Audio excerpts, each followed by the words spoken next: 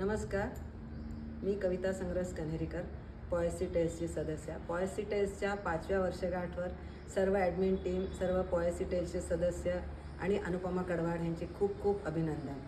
पॉयसी tails काव्यसमूह मला गवसला जेव्हा कोविडने सर्व जग होरपळून निघत होते, महामारीमध्ये सर्व जग होरपळून निघत होते, तेव्हा मला तहानलेल्याला जसा एक पाण्याचा थेंब दिसतो तसा हा काव्यसमूह मला गवसला आणि मग सुरू झाला काव्याचा प्रवास.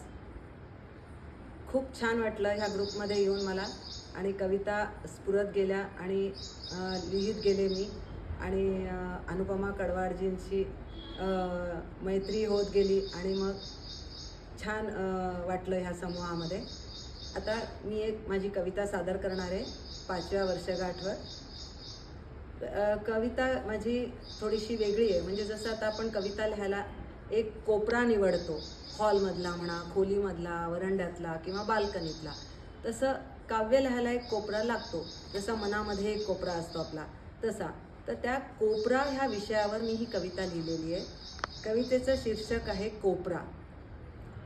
कोपरा एक नाजूक हवा माणसाला, कोपरा एक नाजूक हवा माणसाला हृदयाच्या तळातून बोलायला. जमलेल्या खूप असतात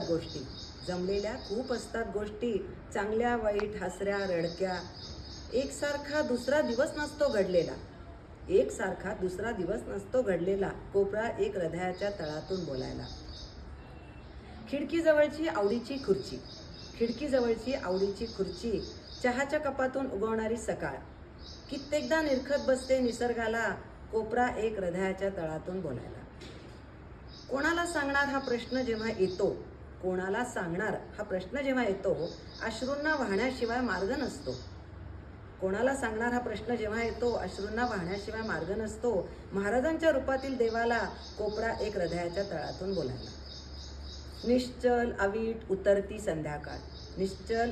उतरती संध्याकाळ, थव्यामागे थवे, आकाशी पक्ष्यांची माळ. आरामात आठवताना भूतकाळाला, कोपरा एक हृदयाच्या तळातून बोलायला. दोन्ही कोपरे एकच, खोलीतला असो किंवा मनातला, त्यांचे रूप वेगळे, कोपऱ्यातील भावनांचे खेळ सगळे. आनंदाच्या क्षणांचा सारीपाट मांडायला, कोपरा एक हृदयाच्या तळातून बोलायला. कोपरा एक नाजूक हवा माणसाला, हृदयाच्या तळातून बोलायला. धन्यवाद.